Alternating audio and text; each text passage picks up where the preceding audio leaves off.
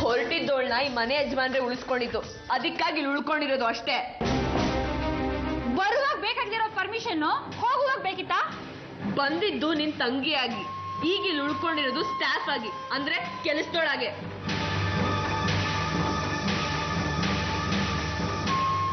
ಮನೆ ಕೆಲಸದವಳು ಮನೆ ಯಜಮಾನಿ ಆಗೋದು ಈ ಮನೆ ಪರಂಪರೆ. ನಿನಗ ಲಕ್ಕಿದೆ ಅಂತ ಅನಿಸ್ತಾ ಇದೆ. ಈಗ ಆಗ್ತಿರೋ ಡೆವಲಪ್ಮೆಂಟ್ಸ್ ನೋಡಿದ್ರೆ ಹತ್ತಿರದಲ್ಲೇ ಇದೆ. ಯಾತಕ್ಕೂ ಒಂದು ಕರಿಮಣಿ ಸರ ಮಾಡಿಸಿಟ್ಕೊಳೆ. ಆ ಉದ್ದೇಶ ನನಗೂ ಇಲ್ಲ, ಅವ್ರಿಗೂ ಇಲ್ಲ. ಅವರು ನೆಕ್ಸ್ಟ್ ಯಜಮಾನ್ರು. ನನ್ನನ್ನು ಬಿಟ್ಟು ಹೋಗ್ಬೇಡ ಮಂಜರಿ, ನನಗೆ ಯಾರು ಇಲ್ಲ. ನಾನು ಹೊಂಟಿ ಮಂಜರಿ, ನಾನು ಯಾರಿಗೂ ಬೇಡವಾಗಿದ್ದೀನಿ. ಹೆಂಡತಿ ಮಕ್ಕಳು ಎಲ್ಲರೂ ನನ್ನ ದೂರ ಮಾಡಿದ್ದಾರೆ. ನಾನು ಮಾಡಿರೋದು ಅವ್ರಿಗೇನಾದ್ರೂ ಗೊತ್ತಾದ್ರೆ ನನಗೆ ಕ್ಷಮಿಸಲ್ಲ. ನೀನು ಮಾತ್ರ ನನ್ನ ಬಿಟ್ಟು ಹೋಗ್ಬೇಡ ಮಂಜರಿ, ಪ್ಲೀಸ್ ನನ್ನ ಬಿಟ್ಟು ಹೋಗ್ಬೇಡ ಮಂಜರಿ. ಆರ್ಯನ್ ಸಾವಿಗೆ ನಾನೇ ಕಾರಣ ಅಂತ ನಿನಗೆ ಅನಿಸ್ಬಿಟ್ಟಿದೆ. ಇನ್ನಿಲ್ಲಿರೋದು ಕಷ್ಟ. ಅದಕ್ಕೆ ಹೋಗ್ತಾ ಇದ್ದೀನಿ ಬಳ್ಳಾರಿಗೆ. ಹೋಗು ಅಂತ ಹೇಳಲಿಲ್ಲ, ತಡೆಯೋದು ಇಲ್ಲ. ಕೈ ಬಿಟ್ಟು ಹೋದ ಮಗನ್ನ ತಡೆಯಕ್ಕಾಗ್ಲಿಲ್ಲ. ನಿನ್ನ ಬದುಕು ಹೇಗ್ ಬೇಕೋ ಹಾಗಿರೋ.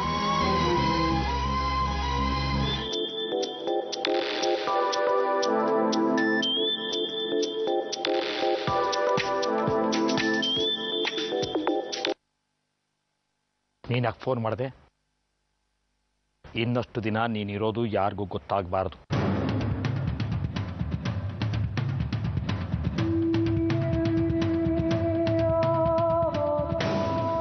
ಅಮ್ಮ, ನಾಳೆ ಅಣ್ಣ ಸಾವಿತ್ರಿ ಮದುವೆ ಆದ ದಿನ.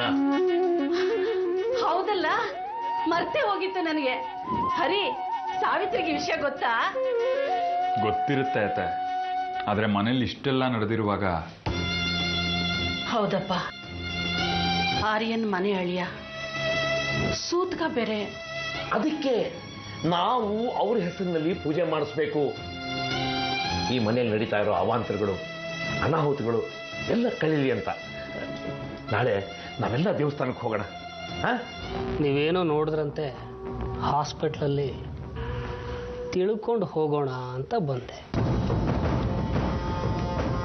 ಹೌದು, ನೋಡ್ದೆ ನಿನ್ನನ್ನೇ ಕಾರ್ ಹಿಂದೆ ಬಚ್ಚಿಟ್ಕೊಂಡಿದ್ದೆ.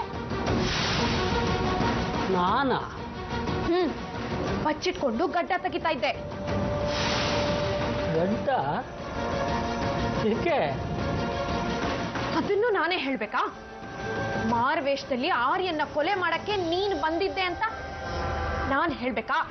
ಈ ಮನೆಯಲ್ಲಿ ಹಿಂದೇನೂ ಒಬ್ರು ಹುಚ್ಚಾಸ್ಪತ್ರೆ ಸೇರಿದ್ರು. ಪರಶು ಹೆಂಡತಿ ಸುಮಿತ್ರ. ಅದಕ್ಕೆ ವಾಸ್ತು ಪ್ರಾಬ್ಲಮ್ ಇರಬಹುದು ಈ ಮನೆಯಲ್ಲಿ. ಒಬ್ಬರಾದ್ಮೇಲೆ ಒಬ್ರಿಗೆ ಹುಚ್ಚಿಡ್ತಾ ಇದೆ ಅಲ್ವಾ? ಮೊದಲು ಆರ್ಯನ ಪ್ರೀತಿ ಹುಚ್ಚಿಡ್ದಿತ್ತು, ಈಗ ಬೇರೆ ಥರನೇ ಹುಚ್ಚು. ಅದನ್ನು ಪ್ರೂವ್ ಮಾಡಿ ನಿಮ್ಮನ್ನ ಹುಚ್ಚಾಸ್ಪತ್ರೆ ಕಳಿಸೋ ಥರ ಮಾಡಬೇಡಿ. ನಿನ್ಗೆ ಭಯ ನಾನಿಲ್ಲಿ ಇದನ್ನೆಲ್ಲ ಹೇಳ್ಬಿಡ್ತೀನ ಅಂತ, ಅದಕ್ಕೆ ನನ್ನನ್ನು ಹೆದರಿಸ್ತಾ ಇದ್ಯಾ? ಅಡ್ಡ ಹಾಕ್ಕೊಂಡೆ ಕೊಲೆ ಮಾಡಬೇಕು ಅಂತ ಏನಿಲ್ಲ, ಹಾಗೇನು ಕೊಲೆ ಮಾಡಬಹುದು.